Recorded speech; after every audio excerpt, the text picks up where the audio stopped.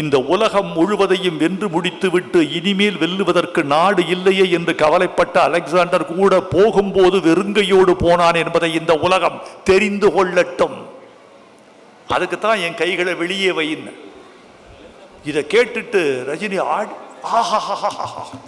யாரும் சொல்லலை, எப்படி பிரமாதம் சார். இதை நாளைக்கு என்னுடைய அறிமுக பாட்டில் இதை சேர்த்துற முடியுமா?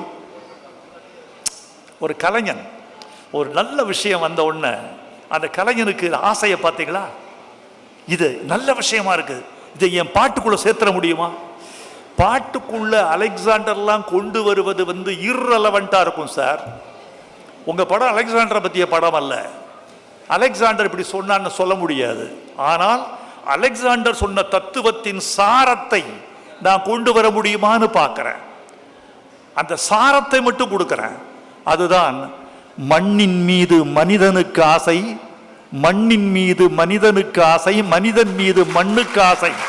மண் தான் கடைசியில் ஜெயிக்கிறது, இதை மனம்தான் உணர மறுக்கிறது என்பது அந்த இரவில் நாங்கள் பேசிய பேச்சுக்களில் விழுந்த எச்சம். அந்த எச்சம் பாடலுக்கு கிடைத்த உச்சம். அப்படி விழுந்தது. எனவே தோழர்களே, இசையோடு மட்டும் நிற்காதீர்கள், பேசுங்கள், ஆர்வத்தோடு பேசுங்கள்.